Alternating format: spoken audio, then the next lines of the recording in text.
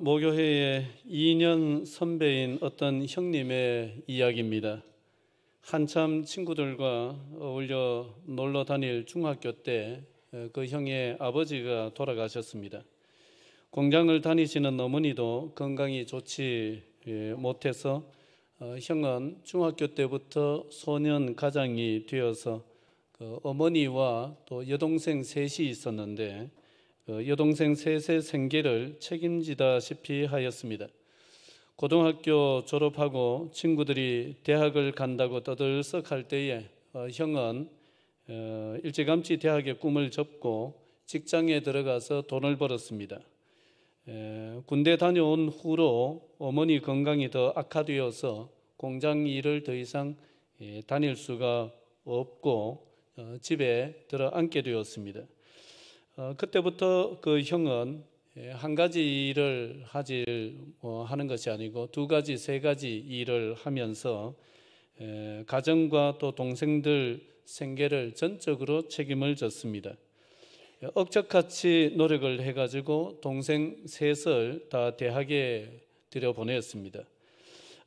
형은 중학교 이후 자기 인생이 없는 인생을 살았습니다. 그런 형이 결혼할 나이가 되었습니다. 그런데 한번 생각해 보세요. 건강이 좋지 못한 어머니 모시고 삽니다. 그리고 밑으로 여동생 셋을 뒷바라지를 하고 삽니다. 그러면 여러분 같으면 가겠어요, 안 가겠어요? 눈길을 피하시네. 여러분 누가 오겠습니까? 그런데 우리 후배 중에 한 아가씨가 결혼하겠다고 그 형하고 이제 결혼을 하게 되었어요. 그런데 이 아가씨는 대학을 나왔고요, 또 인물이 굉장히 좋았고요, 또 안정된 직장을 다니고 있어서 우리 청년회에서 좋아하는 남학생들이 남자 청년들이 굉장히 많았어요. 그래서 줄을 서다시피 했는 아가씨인데 깜짝 놀랐습니다. 청년회 전체를 발칵 뒤집어 놓는 아주 빅뉴스였습니다. 그런 친구가 왜 저 형하고 결혼을 하겠다고 저럴까? 그래 어떤 또 그 여자 후배의 친구들은 뜯어 말리기까지 했습니다. 그런데 뜯어 말린다고 되겠습니까? 그렇게 해가지고 결혼을 했습니다. 그래 후배는 남편인 그 형을 나중에 공부를 시키더라고요. 요즘 세상에 대학 안 나오면 안 된다 이래가지고 대학 공부까지 시키고 마치 현대판 바보와 바보 온달과 평강공주 같은 그런 이제 부부가 되었습니다. 인생을 항해라고 한다면은 역경은 풍랑이라고 할 수가 있겠습니다. 착한 사람에게나 악한 사람에게나 햇빛은 똑같이 비추고 비가 오면은 두 사람 다 똑같이 비를 맞듯이 우리 인생을 살다 보면은 착하게 살든 또 그렇지 못하게 살든 다 풍랑, 역경이 옵니다. 믿는 사람도 예외가 아닙니다. 예수를 잘 믿는다고 역경이 안 오는 것이 아니라 예수를 잘 믿어도 역경이 옵니다. 어떤 사람은 일찍 옵니다.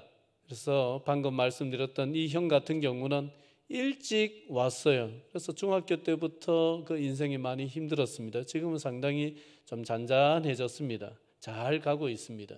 이렇게 일찍 오는 사람들이 있는 반면에 또 어떤 사람은요, 편안히 잘 살았는데 나중에 늙음하게 이런 또 풍랑이 와서 또 상당히 어려움을 겪는 그런 경우도 있습니다. 그리고 어떤 일은 이겨내지 못하고 주저앉지만은 또 어떤 일은 이겨내고 다른 사람에게까지 소망이 되는 사람도 있습니다. 바울이 그러하였습니다. 사도행전 27장은 바울이 로마에 있는 황제 법정에 재판을 받으러 가는 도중에 풍랑을 만났던 사건을 짧게 기록해도 될 것 같은데 성경 기자인 누가는 이것을 굉장히 상세하게 긴 지면을 할애해가지고 기록을 하고 있습니다. 뭔가 의미가 있겠죠. 바울은 체포된 후에 여러 차례 재판을 받았습니다. 그때마다 자신의 간증을 통해서 부활하신 그리스도를 증거하였습니다. 그러니까 재판받는 과정을 복음을 드러내는 기회로 삼았다는 말입니다. 재판을 받을수록 무죄임이 드러났지만은 유대인들의 환심을 사려고 했던 로마의 총독들은 석방해주질 않고 계속 구금 상태로 잡아뒀습니다. 바울은 하는 수 없이 이제 마지막 법정인 로마에 있는 황제의 법정에다가 상소를 하게 되었고, 그래서 이제 백부장이 이끄는 로마 군인들에게 호송이 되어 가지고는 백길로 해가지고 로마로 가게 된 것입니다. 처음에는 아드라무테노라는 배를 타고 가다가 키프로스 섬, 구브로 섬에 가서 이제 배를 갈아타게 됩니다. 알렉산드리아라고 하는 배로 갈아타고 이제 로마로 가게 되는데, 이 당시는 오늘날처럼 전기 여객선이 있고 한 그런 시대가 아닙니다. 그런데 이제 무역하기 위해서 이래 다니는 배를 얘기를 잘 해가지고 얻어 타고 가는 배삭선 또 좀 주겠죠. 그렇게 이제 항해를 하던 시대였습니다.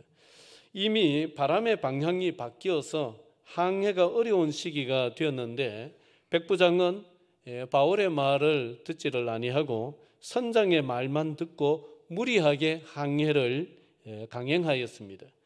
어느 정도까지는 잘 갔습니다만은 그러나 이내 유라굴로라고 하는 이 지중해에 부는 그 태풍, 우리로 하면 태풍이죠. 이 풍랑을 만나 가지고 배가 그 다음부터는 가지를 못하고漂流하기를 시작합니다. 이 당시는 오늘날처럼 동력선이 있는 것이 아니고 전부 다 바람의 힘을 의지해 가지고 항해하던 시대니까 이제 막 바람이 막 풍랑이 부니까 꼼짝없이漂流를 하는 것입니다. 죽음을 넘나드는 지옥 같은 시간이 14일간 계속되었습니다. 자, 20절을 함께 보겠습니다. 시작.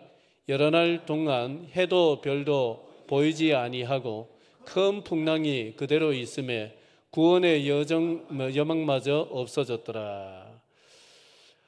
여러분, 이 배에 탔는 사람들은 다 저마다 목적이 있고 소망을 담고 항해를 시작했습니다마는 풍랑으로 인해서 원하는 곳으로 가지를 못합니다. 살 소망까지 버려야 할 정도가 되었습니다. 우리 인생 이야기입니다. 어떻게 보면은 그 성경은 우리 인생을 무엇에 많이 빗대느냐, 길을 가는 것에도 많이 빗대지만은 복음서에 보면은 배 타고 바다 건너가는 항해에도 많이 빗대고 있습니다. 이것이 우리의 인생을 또 보여주는 그림이 아닐 수가 없는데요. 내 원하는 대로 인생을 삽니까? 못 삽니까? 어떻게 그래 잘 아세요? 살아보니까 우리 이 중에 내가 원하는 대로 내 인생은 잘 흘러간다 라고 생각하는 사람이 있으면 오른쪽 새끼발가락을 살포시 들어보십시오. 들리는 소리가 안 들립니다. 하나도 없는 것 같아요. 여러분, 그런 사람이 어디 있겠습니까? 내 원하는 대로 내 인생이 되고, 아이고 나는 내 계획한 대로 내 인생이 잘 됐다, 그럴 사람이 어디 있을까요? 다들 저마다 그 좌절한 꿈도 있을 것이고, 나는 이런 인생은 살고 싶지 않았는데 이런 마음도 있을 것이고, 편차는 조금 있겠지만은 다들 내 원하는 대로 인생이 되지는 않았을 것입니다. 그리고 거기다가 온갖 장애물을 만나서 우리 인생이란 것이 빨리 가지는 것이 아니라 더디 갑니다. 참 인생의 시간이라는 것은 빨리 갔으면 하는 시간에는 더디 가고, 좀 이거 천천히 흘렀으면 할 때는 시간이요 후딱 지나버리고, 우리 경상도 표준말로 후딱 지나버립니다. 참 인생의 시간표라는 것은 그렇습니다. 급기야 큰 풍랑을 만나서 어떤 때는 다 포기하고 싶을 때도 찾아오고, 그저 막 죽고 싶은 심정, 이런 심정일 때가 있습니다. 그런데 다 같이 당하는 일인데 바울이라는 사람 지금 흔들리지를 않습니다. 오히려 배에 타고 있는 사람들에게 소망을 불어넣고 있습니다. 그 비결은 뭐냐? 주님의 음성을 듣고 있었기 때문입니다. 자, 23절, 24절 다시 한번 보겠습니다. 23, 24 시작. 내가 속한 바 곧 내가 섬기는 하나님의 사자가 어젯밤에 내 곁에 서서 말하되, 바울아 두려워하지 말라. 내가 가이사 앞에 서야 하겠고 또 하나님께서 너와 함께 항해하는 자를 다 내게 주셨다 하였으니. 바울과 함께 배에 탔던 사람들은 듣는 소리가 전부 다 거센 파도 소리를 듣습니다. 흉흉한 바람 소리를 듣습니다. 또 퍼붓는 빗소리가 막 요란하게 들립니다. 공포스러운 소리, 절망스러운 소리만 듣고 있습니다. 나는 이제 끝장이야. 다시는 새로워질 수 없어. 더 이상 좋아질 가능성 없어. 네가 바라던 이상적이고 바람직한 인생이란 것은 네 인생에 없어. 계획된 게 없어. 그런 신앙, 그런 교회 없어. 이제 늦었어. 이러한 소리, 절망의 소리들이 들려옵니다. 그것만 들으면은 누구든지 절망하게 되어 있습니다. 그런데 바울은 절망의 소리를 뚫고 들려오는 세미한 음성을 듣습니다. 사도행전을 보면은 바울은 고비 때마다 주님의 음성을 듣는 장면이 기록되어 있습니다. 고린도에서 포기하고 싶은 마음이 들었을 때에 두려워하지 말고 침묵하지 말고 말하라. 내가 너와 함께 있으며 어떤 사람도 너를 해롭게 할 자 없을 것이다. 그러한 음성이 들려왔습니다. 그런 음성을 들었습니다. 예루살렘에 올라갈 때 또 들었습니다. 바울이 변화되기 전에는 이 바울이라는 사람은 붙들 수 있는 줄이 참 많은 사람이었습니다. 학연이 있었습니다. 좋은 학벌이 있었습니다. 그리고 또 대제사장 인맥이 있어서 어렵지 않게 대제사장의 추천서를 받아낼 수 있는 사람이었습니다. 출신 집안이 좋았습니다. 이렇듯이 많은 붙을 수 있는 줄들이 있었습니다. 변화되고 난 뒤에 바울은 세상 줄이 다 끊어진 사람이 되었습니다. 이것이 불행인지 아니면 다행인지. 그때부터 바울이 붙들 수 있는 줄은 하나밖에 없었습니다. 그게 뭡니까? 하나님 줄입니다. 주님의 음성입니다. 그런데 이 음성이 묘약입니다. 몸이 죽을 지경이 되어도 이 음성을 들으면 다시 살아나는 것입니다. 사람들로부터 어제 욕을 들어먹고 또 매를 맞기도 하고 그랬는데 오늘 눈 뜨면 또 그 사람들을 향해서 또 쩌벅쩌벅 걸어서 그 사람들 앞으로 다가갈 수가 있는 것입니다. 이 도저히 사람이 할 수 없는 그런 모습인데 그 음성을 들으니까 또 그 다음날 여상스럽게 일어나서 그 사람들 앞으로 가서 또 복음을 전하고 사역을 해내는 것입니다. 여러분, 돌에 맞아 피투성이가 되는 충격을 겪어도 이 음성을 들으면은 공포가 변화해서 찬송이 되는 역사가 어김없이 일어났습니다. 우리는 살면서 어쩔 수 없이 풍랑을 만납니다. 물질의 풍랑을 만나는 사람이 있습니다. 건강의 풍랑을 만나는 사람이 있습니다. 또 가정의 문제, 풍랑을 만나는 사람이 있습니다. 풍랑이 우리를 흔들어 놓습니다. 그때 인생이 떠내려가지 않도록 붙들어 줄 수 있는 우리 인생의 닻은 주님과의 관계뿐입니다. 마지막 순간에 붙들 수 있는 것은 사람, 무슨 연출 없습니다. 정말 결정적인 순간에는 다 외면합니다. 누구도 옆에 있어 줄 수 없습니다. 마지막 붙들 수 있는 최종적으로 남는 줄은 뭐냐? 하나님과의 관계의 줄입니다. 그거밖에 없습니다. 여러분, 그걸 붙드시기를 바랍니다. 주님과의 관계. 다른 줄이 끊기는 것은 주님과의 관계를 진짜로 붙들려고 하는, 어떻게 보면은 주님의 사인일 수가 있습니다. 그러기에 인간적으로 보면은 다른 줄이 끊기는 것이 참 불행하다라고 생각될 수가 있겠지만은 믿음의 눈으로 보면은 그게 이제 살 길이 열리는 거예요. 인생 최고의 기술이라고 한다면은 주님의 음성을 듣는 기술이고 주님과의 관계를 붙드는 기술입니다. 견뎌내지 못하고 포기하는 사람들의 공통점은 살아야 될 이유가 약하기 때문입니다.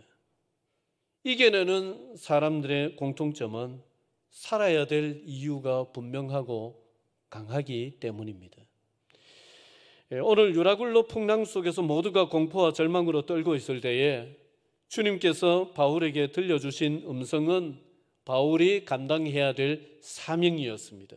자, 24절 아까 읽었지만은 다시 한번 읽어볼까요? 시작. 바울아, 두려워하지 말라. 내가 가이사 앞에 서야 하겠고 또 하나님께서 너와 함께 항해하는 자를 다 내게 주셨다 하였으니. 첫 번째 사명은 네가 가이사 앞에 서야 되겠다. 로마 황제 가이사 앞에서도 신문을 받으면서 나를 증거해야 되겠다. 이것이 첫 번째 사명이고, 두 번째는 지금 이 배에 276명이나 되는 사람이 같이 타고 가고 있는데, 이 사람들 너도 여기에 제수의 신분으로 한 사람으로 여기 타고 가고 있지만 아니다. 이 모든 사람을 내가 네 손에 붙여놨다. 이 사람들을 네가 감당을 해야 되겠다. 이것이 두 번째 사명이었습니다. 상황은 하나님의 약속이 물 건너간 것처럼 보였습니다. 그런데 이것이 시험인 줄을 우리가 알아야 됩니다. 때로 하나님의 약속이 이제 이거 뭐 다 물 건너간 것 같고 물거품이 된 것 같은 상황이 우리 인생에 찾아옵니다. 그런데 그 상황을 넘어가야 됩니다. 그게 시험입니다. 아브라함을 한번 보십시오. 여러분, 아브라함에게 하나님께서 이삭을 몇 세 때 주셨습니까? 몇 세 때 이삭을 주셨어요? 100세 때 주셨습니다. 약속은 일찌감치 해놓으셨는데 하나님이 그 약속을 늦추셔가지고 이제 아브라함이 100세가 되고 사라는 경수가 끊어져서 도저히 생산을 할 수 없는 불가능 거의 100%가 되었을 때 그때 하나님께서 약속을 이행해 주셨습니다. 그러니 우리 인간의 눈으로 볼 때에 가능성이 점점 줄어간다. 가능성이 점점 희박해 간다. 그게요, 마지막 시험이에요. 그 시험을 견뎌내야 됩니다. 그걸 건너가야 됩니다. 그럴 때 하나님의 약속이 이루어지기도 하고 또 하나님의 뜻이 이루어지기도 하는 것입니다. 여러분, 하나님은 실력자를 찾으시는 것이 아니고 신뢰자를 찾으십니다. 실력은 누구에게 있습니까? 능력은 하나님의 것입니다. 우리의 실력이 부족하고 우리의 능력이 부족하면 그것을 하나님이 채우십니다. 그런데 우리가 해야 되는 것이 있어요. 그게 뭐냐? 하나님을 신뢰해내는 거예요. 그래서 하나님은 실력자는 널리고 널렸습니다. 아니, 부족하면 하나님의 실력으로 채우시면 됩니다. 그러나 하나님이 우리에게 원하시는 건 뭐냐? 그럼에도 불구하고 하나님의 말씀을 신뢰해내는 것입니다. 신뢰하고 버텨내는 것입니다. 그런 사람을 하나님이 찾고 계십니다. 그래서 바울은 절망스러운 상황이 분명하지만은 로마에 가서 복음을 전하는 꿈을 버리지를 않습니다. 그 음성을 계속해서 듣습니다. 그리고 배 안에 탄 276명의 사람을, 그 목숨을 자기에게 맡겨주셨다는 말씀을 듣고 하나님을 그 말씀을 듣고는 저 276명을 보면서 무한한 책임감을 느낍니다. 여러분, 이게 굉장히 중요한 포인트입니다. 저 사람, 나도 그냥 저 사람들 중에 있는 하나의 그냥 미결수 죄인 신분인데 나는 그냥 호송당하고 있는 끌려가는 신세인데 이런 생각을 한 것이 아니고 주님의 음성을 듣는 순간에 아, 저 사람들을 나에게 맡겨주셨구나. 내가 저 사람들을 감당해야 될 내 몫이구나. 이걸 느꼈다는 거예요. 이게 무슨 차이가 있느냐? 여러분, 이걸 느끼는 순간에 두려움이 사라집니다. 여러분, 사람이 참 희한합니다. 내가 해야 될 일이라고 분명하게 느끼면은 힘들어도 합니다. 죽을 지경이 되어도 합니다. 여러분, 겁나지 않습니다. 왜 어머니들이 그렇게 자식을 위해서 그렇게 뼈가 으스러지고 그렇게 내 몸이 고통스러운데도 왜 견뎌냅니까? 왜 겁이 없습니까? 내 해야 될 일이니까. 그 내 해야 될 내 인생의 몫이니까. 그 사명 아닙니까? 내 몫이라고 생각이 되면은, 내 사명이라고 깨달아지는 것이 있으면은 여러분 그 다음부터 두렵지 않습니다. 그 다음부터 견뎌냅니다. 누구 말이 필요 없어요. 그 내적인 동기가 내면에서부터 생겨나기 때문에 겉에서부터 오는 힘이 필요 없습니다. 그게 해야 될 일을 깨달았을 때 나타나는 현상입니다. 여러분, 할 일을 깨닫는 순간에, 사명을 깨닫는 순간에 풍랑은 넘지 못할 절망의 거대한 산이 아니라 반드시 넘어가야 되는 자그마한 언덕이 되고 맙니다. 22절 같이 한번 읽어볼까요? 자, 시작. 내가 너희를 권하노니 이제는 안심하라. 너희 중 생명에는 아무 손상이 없겠고 오직 배뿐이리라. 할 일을 깨닫는 사람, 사명을 깨닫는 사람, 그 사람은 움직입니다. 절망하며 공포에 떠는 사람들을 사도 바울이 지금 저렇게 위로하고 있습니다. 이제는 안심해라. 너희 중에 생명에는 아무 손상이 없을 것이다. 한두 사람 죽는 게 아니라 아무도 죽지 아니하고 오직 그냥 배만 깨져서 배만 잃을 뿐이지 아무도 생명에는 손상이 없을 것이다. 이렇게 얘기를 하는 것입니다. 여러분, 사명을 한번 생각해 보시기 바랍니다. 내 나이에 무슨 사명 이러지 마시고요. 곰곰이 생각해 보십시오. 우리는 숨이 끊어질 그 순간까지도 감당해낼 수 있는 일이 있고 몫이 있습니다. 아무것도 못한다. 눈을 끔뻑끔뻑 거릴 뿐이다.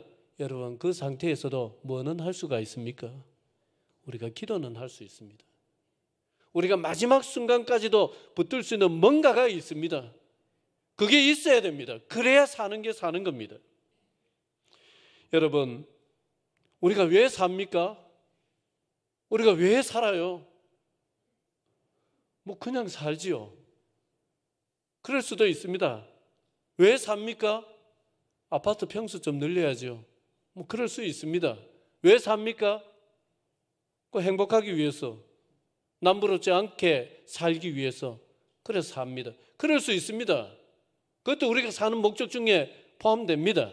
그렇지만은 하나님의 백성, 믿는 사람들에게 있어서는 이런 육체적인 차원의 목적만 있어서는 곤란합니다, 여러분. 다른 뭔가가 있어야 됩니다. 우리 믿는 사람들이 다른 뭔가가 있어야 됩니다. 뭔가 사명이라고 부를 수 있는 뭔가가 있어야 됩니다. 그래 하나님의 백성들에게는 이게 사는 게 사는 것 같습니다. 하나님의 백성에게 가장 어울리는 삶의 모습은 이게 하나님이 나에게 주신 몫인 것 같아. 내가 감당해야 될 몫인 것 같아. 라고 생각하는 그 뭔가, 그게 뭐 거창한 일일 수도 있고 그 굉장히 소박한 일일 수도 있지만 그 뭔가를 붙들고 사는 모습이 하나님의 백성들에게는 가장 아름다운 모습입니다. 다시 한번 여러분 생각해 보시고 뭔가를 붙드실 수 있기를 바랍니다. 오늘 마지막으로 나누고 싶은 것은 하나님의 음성을 듣고 하나님이 주신 사명을 발견한 사람이 인생의 주도권을 쥔다는 사실이에요. 우리 같이 한번 해볼까요? 주도권. 인생의 주도권. 주도권이 뭡니까? 내가 원하는 대로 하는 게 주도권이죠. 내 뜻대로 하는 게 주도권이죠. 내 의견대로 되는 게 주도권이죠. 그 주도권을 쥔다는 거예요. 사람들은 다 누가 시키는 대로 살고 싶은 것보다는 주도권을 쥐고 싶어 합니다. 이리저리 휘둘리기보다는 주도권을 가지고 굉장히 주체적으로 살기를 원합니다. 그런데 현실로 들어오면 잘 안 돼요. 당장 뭐부터 다스려지지 않느냐? 내 감정부터 다스려지지 않습니다. 내 감정이 내 마음대로 안 됩니다. 또 뭐가 마음대로 안 됩니까? 말이 마음대로 안 됩니다. 말이 마음대로 다스려지질 않아요. 이 말 안 해야 되는데 그 말이 불쑥 튀어나옵니다. 이 말 해야 되는데 그 말을 못하고 넘어갑니다. 말이 마음대로 안 돼요. 뭐가 마음대로 안 됩니까? 내 마음인데 내 마음이 아니에요. 이 마음이. 이 마음이 하루에도 몇 번씩이나 바뀌면서 내 마음대로 이 마음을 다스려내기가 얼마나 힘든지 모릅니다. 그러니 우리가 휘둘립니다. 남의 말에 휘둘리고 남의 무엇에 휘둘리고 상황이 바뀌면 거기에 또 휘둘려버리고 그 휘둘립니다. 마음은 꿀뚝 같지만은 주도권을 잡지를 못하고 휘둘리면서 사는 것이 어쩌면은 대다수 사람들의 보편적인 인생의 모습이 아닐까 싶습니다. 여러분, 그런데 오늘 성경에 보면은 바울의 모습 속에서 굉장히 놀라운 장면들을 몇 개 포착할 수가 있습니다. 풍랑을 만난 배 안에서 누가 주도권을 행사하느냐? 놀랍게도 죄수의 신분으로, 미결수 신분으로 지금 재판받으러 끌려가고 있는 바울이 주도권을 행사하고 있는 것을 보게 됩니다. 자, 31절, 32절 한번 볼까요? 31, 32 시작. 바울이 백부장과 군인들에게 이르되 이 사람들이 배에 있지 아니하면 너희가 구원을 얻지 못하리라 하니 이에 군인들이 거룻줄을 끊어 떼어버리니라. 이제 막 배가 이제 항구 쪽에 어떤 그 육지 쪽에 이제 닿아서 막 배가 위험해지고 이러니까 이제 노련한 배사공들이 자기들만 살겠다고 거룻배를 내리려고 하는 거예요. 거룻배는 오늘날 용어로는 이제 구명정입니다. 옛날 배에도 그 구명정이 있어서 조그마한 이제 배가 달려 있었던 것 같은데 그거 내려서 자기들은 그거 타고 살려고 먼저 빠져나가려고. 그럴 때 사도 바울이 백부장 그리고 군인들에게 저 사람들만 가면은 우리는 못 산다. 그러니까 저 사람들 못 가게 저 거룻줄을 끊어야 된다. 거룻줄을 끊으라는 것은 저 배를 포기하라는 겁니다. 구명정을 포기하라는 거예요. 여러분, 비상사태가 있으면 구명정이 있어야 되는데 구명정 버리라는 거예요. 듣겠어요? 근데 듣습니다. 누구 얘긴데? 누구 얘긴데? 지금 자기들이 호송해가고 있는 그 죄수예요, 죄수. 죄수의 신분 아직까지 미결수지만은 그 사람들이 볼 때는 뭐 미결수나 뭐 그 또 기결수나 죄수지요. 그 죄수 자기들이 데려가는 죄수인데 죄수의 말을 듣고는 그 목숨 같은 구명정 그걸 버립니다. 줄을 끌어서. 그 다음에 33절 이하에 보면은 바울이 이제는 먹어라. 너희들이 얼마나 우리가 필요할지 몰라서 양식을 아낀다고 14일 동안 제대로 먹지도 못하고 이제 굶었는데 이제 내일 우리가 구원받을 것이니까 내일 우리가 살게 될 것이니까 걱정하지 말고 먹어라. 여러분, 그 말 믿을 수 있습니까? 믿을 수 있습니까? 그런데 믿고 먹습니다. 남아있는 것은 배를 가볍게 해야 되니까 다 바다에 버리라. 여러분, 내일 구원받지 못하면 뭐 먹습니까? 그런데 버리는 거예요. 거짓말 같은 얘기입니다. 35절을 한번 보십시오. 35절은 같이 한번 읽어볼까요? 자, 시작. 떡을 가져다가 모든 사람 앞에서 하나님께 축사하고 떼어 먹기를 시작하며. 여러분, 이제 먹으라 했는데 바울의 말대로 먹는데 자, 잠시 그냥 먹지 말고 제가 기도하고 먹읍시다 하면서 바울이 어떻게 했어요? 축사했다는 거예요. 지금 이 사람들 뭐 하나님 믿는 사람들이 아닙니다. 근데 축사했다는 거예요. 그거 다 기도를 받고 먹습니다.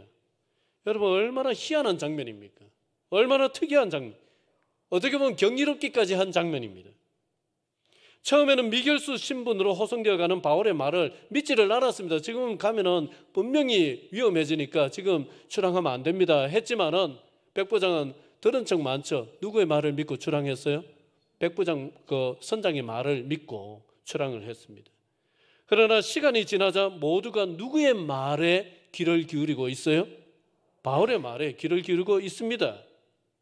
하나님께서 바울을 중심으로 이 배를 하기를 시작하시고 운행하고 계시기 때문입니다. 여러분, 지금 이 배의 무게 중심은 선장도 아니고 노련한 항해사도 아니고 또 뱃사공들도 아니고 또 호송 책임자인 로마의 백부장도 아닙니다. 누가 이 배의 무게 중심이 되었습니까? 바울입니다. 바울은 재판받으러 호송되어 가는 미결수 신분인데 놀랍게도 그 사람이 이 배의 무게중심이 되었습니다. 여러분 아십시오. 처음에는요, 어디 모이면은 목소리 큰 사람 의견대로 됩니다. 안 그래요? 그래요? 안 그래요? 그래요? 모였다 하면은 목소리 큰 사람이 대장입니다. 목소리 큰 사람 주장대로 됩니다. 그런데 조금 지나면은요, 여러분 희한하게도 기도하는 사람 뜻대로 뭔가 흘러가고 이루어지기를 시작해요. 사명에 붙들린 사람, 진짜 순수하게 사명에 붙들린 그 사람의 의지대로 흘러가기를 시작을 해요. 희한합니다, 여러분. 하나님께서는 당신과 깊이 연결되어 있는 사람, 하나님의 음성을 철저히 신뢰하고 따르는 사람, 진리의 모든 것을 거는 사람, 그 사람을 무게중심으로 만들어 가시기 때문이에요. 그러므로 여러분, 너무 이겨서 주도권을 잡으려고 너무 아둥바둥할 필요 없습니다. 여러분, 그런 것에 막 에너지를 쏟기 시작하면 얼마나 힘들어지는지 모릅니다. 차라리 그러지 마시고 여러분, 하나님과 관계를 더 깊이 더 견고히 하는 그 일에 여러분 에너지를 쏟으시기 바랍니다. 그렇게 하면은요, 감정과 혈기가 다스려지기를 시작합니다. 말이 조금씩 다스려지기를 시작합니다. 마음도 다스려지기를 시작을 합니다. 그러면 그때부터 알게 모르게 희한하게 서서히 그 사람이 권위가 인정되기를 시작을 해요. 그러면서 함부로 할 수 없는 사람이 되기를 시작을 하면서 서서히 무게중심이 되는 역사가 일어납니다. 그게 소망이 되는 사람의 모습이에요. 말씀을 맺도록 하겠습니다. 주님과 교제를 다시 여러분 붙드시기를 바랍니다. 주님의 음성을 듣는 시간을 꼭 가지시기를 바랍니다. 다시 사명을 한번 생각해 보시고, 내가 지금 이 나이에, 내가 지금 이 상황 속에서 붙들어야 될 나의 사명은 과연 무엇일까? 여러분, 그것을 생각하시고 꼭 붙드시기를 바랍니다. 어두운 세상에 소망의 사람으로 쓰임을 받을 것입니다. 기도드리겠습니다.